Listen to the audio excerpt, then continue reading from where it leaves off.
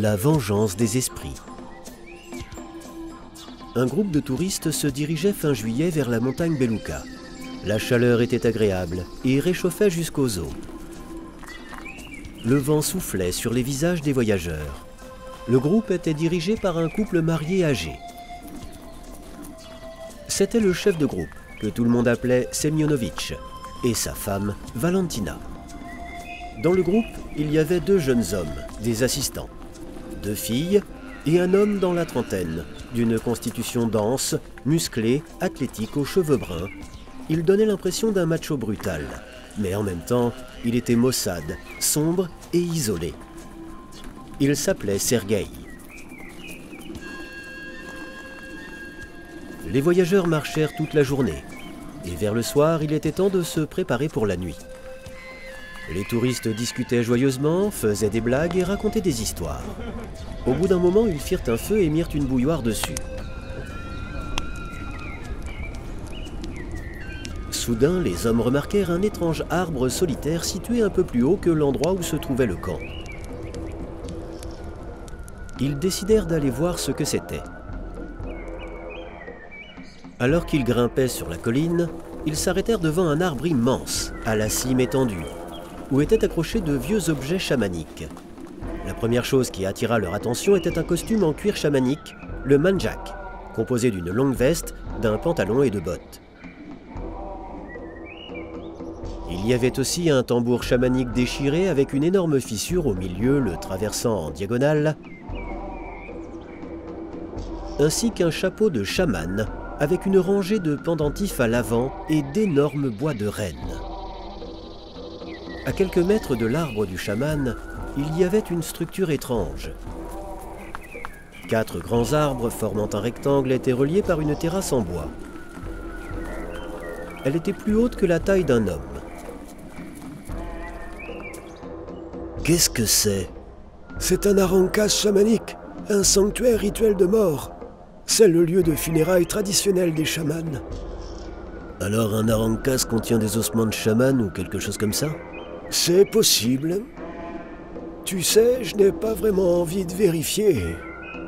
J'en ai rien à faire des trucs médiévaux. Je vais devenir chaman moi-même. Non, ne fais pas ça. C'est très dangereux.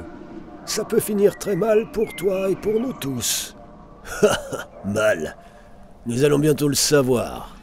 Il prit un long bâton, marcha jusqu'à l'arbre du chaman, souleva le manjak du chaman, le costume rituel, et le tira des branches avec beaucoup de difficulté en luttant pour le mettre. Oh là là, c'est lourd. Voici le chapeau. Essayons-le. Sergueï, arrête avant qu'il ne soit trop tard. Attends, je ne fais que commencer. Non, ce n'est pas ça. Voilà ce dont j'ai besoin. Un tambour. Qu'est-ce qu'un chaman sans tambour? Il est un peu déchiré, mais ça va. Je ne suis pas difficile, je jouerai sur un qui est déchiré. Je suis un esquimau d'Altaï. Je vous ai apporté beaucoup d'herbes. Heya, heya. Tout le monde assista en silence avec réprobation à ces clowneries ridicules et dangereuses. Enfin, Sergueï en eut assez de ses pitreries et s'arrêta. Il enleva le manjak et le chapeau du chaman, puis les jeta négligemment par terre. Alors, qu'avons-nous là? Une hutte sur des pattes de poulet? Sergueï, s'il te plaît, ne fais pas ça. Il faut que tu comprennes que les esprits ne le pardonneront pas. Bien que tout le monde l'en ait dissuadé, Sergueï alla tout de même à l'arankas. Ce sont les os d'un grand chaman. Ne marche pas dessus, il te tuera. Il commença à danser sur l'arankas, et à ce moment-là, toute la nature sembla se réveiller, raviver et assombrie. Heya, heya.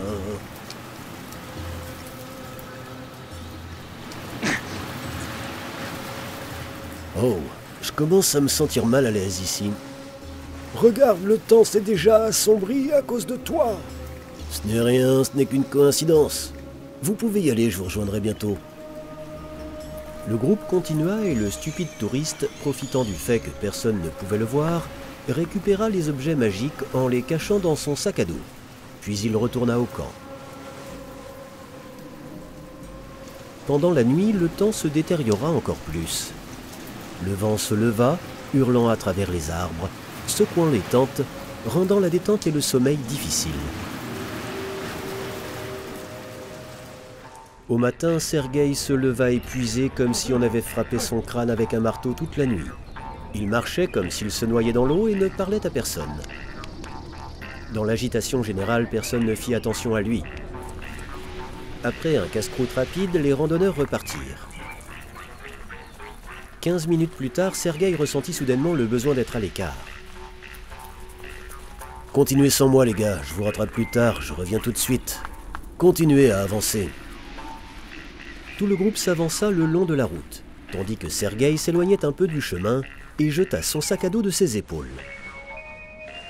Bien que tous ses bagages n'étaient pas légers, il ne laissa pas les objets chamaniques par simple cupidité. Il s'avança sur son chemin, mais décida de s'éloigner un peu et de revenir à la piste, en contournant la montagne pour prendre de l'avance sur le groupe. Pendant qu'il marchait, le temps sembla changer. Il devenait caoutchouteux. Chaque pas était difficile. Le sac à dos sur ses épaules pesait 1 tonne et ses jambes donnaient l'impression d'être faites de coton. À un moment, Sergueï commença à se rendre compte qu'il ne comprenait tout simplement plus où il devait aller. Un sentiment d'anxiété commença à grandir. Il s'assit sur un rocher, essuya la sueur chaude de son visage et réalisa soudain avec une clarté distincte qu'il était simplement perdu dans la taïga. Sergueï alla dans la tente et se mit dans son sac de couchage. Les pensées lui enserraient la tête avec un cerceau étroit.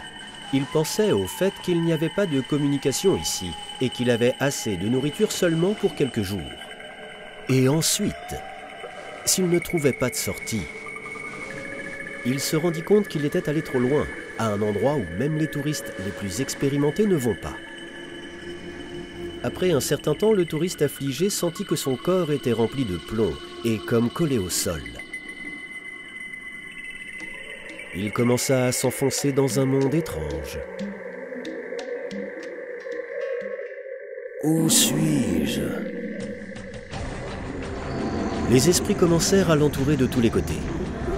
Des femmes ivres avec 2 têtes, des chiens hurlants, un homme pendu avec un seul œil, des nains avec des pieds énormes retournés en arrière, une mère allaitant un bébé avec des seins suintants de pus jaune verdâtre, et de gros changeurs d'argent, toujours affamés avec des sacs énormes. Et d'autres bêtes, des bêtes et des bêtes. Entre tous ces esprits, il y avait un carcajou, chaque mouvement duquel créait une douleur sauvage dans la tête. Oh putain, merde, merde, merde!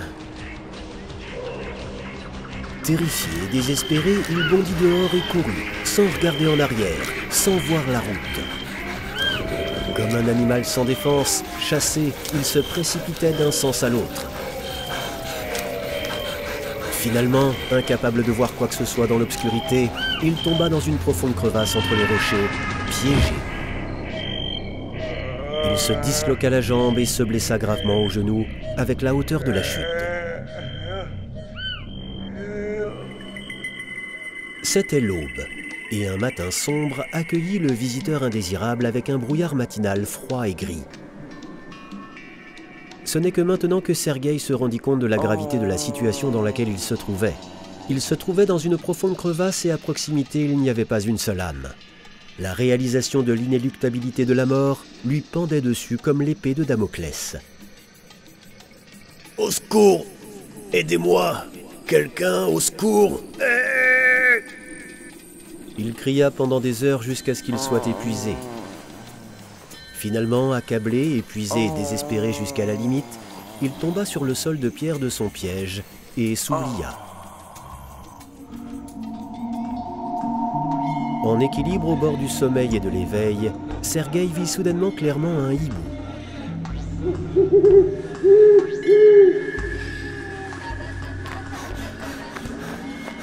Puis une douleur aiguë et inattendue le transperça. 2 puissantes serres acérées poignardaient l'arrière de sa tête et un énorme puissant bec le frappait tout en haut de sa tête. La chouette serrait fermement sa tête avec ses pattes, battit des ailes et s'envola. sa tête se sépara de son corps et s'éleva avec la chouette.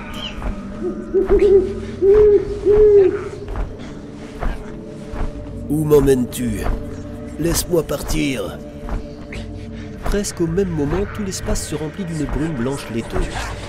Des soupirs, des paroles inarticulées et des lamentations se faisaient entendre de partout. Quand le brouillard se dissipa, Sergueï vit l'abîme sous lui, où les âmes des pêcheurs morts se languissaient. Chacun d'entre eux se plaignait de leur sort, regrettant leur vie perdue, leurs actes inachevés, leurs objectifs non atteints. Toutes ces voix fusionnèrent en un cœur commun de souffrance. Sergueï se rendit compte qu'il lui restait peu de temps, puis il se fondrait dans cette masse et se noierait dans l'océan de souffrance et de tristesse. Non, non, non! L'instant d'après, un grand chaman apparut devant lui en tenue chamanique, avec un tambourin et le même chapeau avec ses mêmes cornes de reine. Pourquoi as-tu dérangé mes cendres? Je ne savais pas que tu le saurais.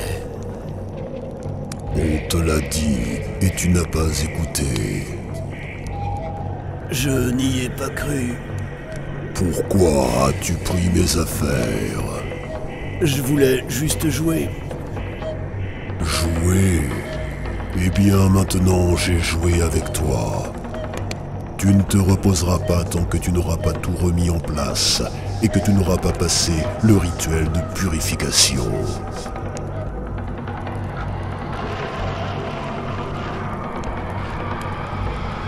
La vision disparut aussi soudainement qu'elle était apparue.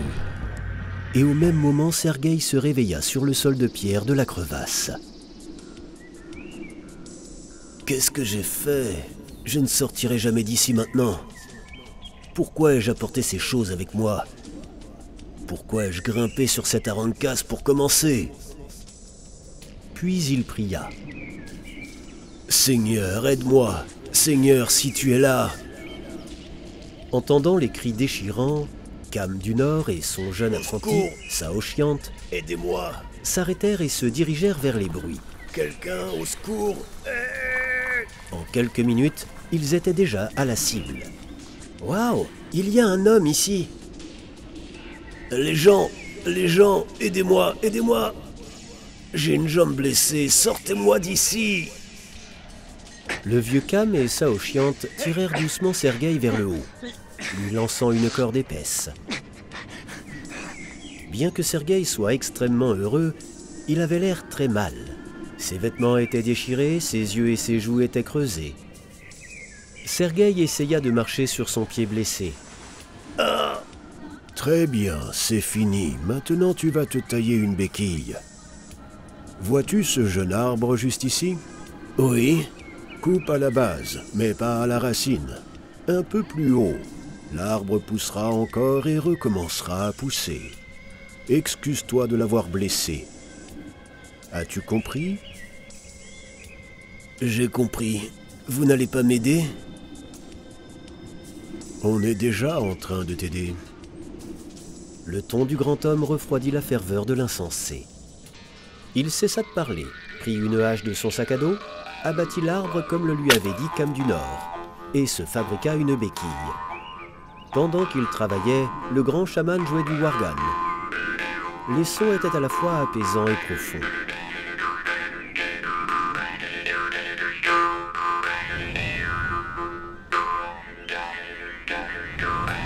Arrêtez, j'ai compris. Qu'est-ce que tu as compris? C'est des affaires, c'est eux, ils sont là, je vais les rendre. Ton problème, c'est ta stupidité. Tu penses que le fait de rendre les affaires réglera tout.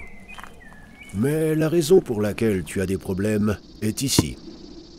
Sergueï n'était pas vexé. Au contraire, il se rendit soudainement compte avec une clarté totale qu'il avait eu tort. Que non seulement on ne devrait rien prendre, mais aussi qu'on ne devait pas s'approcher de tels endroits sans nécessité. Ils étaient sacrés et nécessitaient un traitement spécial. Je comprends. Il faut rendre ses affaires et s'excuser auprès du chaman et des esprits. Finalement. Quand la béquille fut prête, ils partirent. Sergueï suivait docilement ses compagnons, ou plutôt, il serait plus exact de dire, il sautait sur sa jambe saine en s'appuyant sur la béquille. C'était difficile de marcher, mais il endura stoïquement toutes les difficultés. Ils arrivèrent enfin à l'endroit où Sergueï avait désacralisé le lieu d'enterrement du chaman. Maintenant, nous devons remettre tous ces objets magiques à leur place. Oui, bien sûr. Il s'assit sur le sol, ouvrit son sac à dos, sortit son contenu avec des mains tremblantes et donna les objets à ses compagnons. Cam du Nord les prit silencieusement et, en s'inclinant en silence, il marcha lentement vers le site de l'Arancas. Sergueï essaya de le suivre, mais il fut arrêté par la main forte de Saoshyant. « Tu ne peux pas y aller. Cam du Nord le fera lui-même. Laisse-moi prendre soin de ta jambe. » « Oh, tu ne t'es pas raté. Mais c'est superficiel. C'est bien que tu reprennes tes esprits à temps pour être sincère. » Comment le sais-tu? Tu as cessé de te vanter de ton prétendu pouvoir. Tu es devenu sans défense et les esprits ont réagi immédiatement. Oui, mais comment? Très simple. Ils ont vu que tu voulais réparer tes erreurs. Et ton état a attiré de l'aide, et nous sommes venus à ton secours. Vers le soir, le grand rituel était terminé. Cam du Nord et Saoshyant commencèrent à faire leurs bagages pour leur voyage. Attendez, et moi? Reste ici, dors ici, demande pardon au chaman.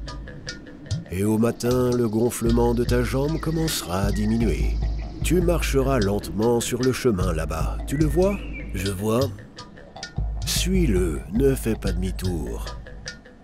Et quand le chemin te mènera à la route, une voiture viendra te chercher.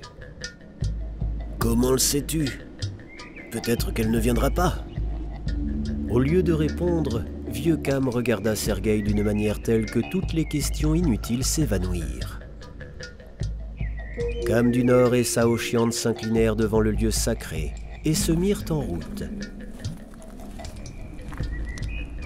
Sergueï regarda le beau coucher de soleil, s'installa dans la tente, se mit dans son sac de couchage, puis il se retrouva dans un état entre le sommeil et l'éveil. Il sentit la présence du grand chaman et le vit même une fois. Le chaman était habillé en tenue chamanique, calme et même satisfait. Il pardonna Sergueï et lui donna la bénédiction de continuer son chemin.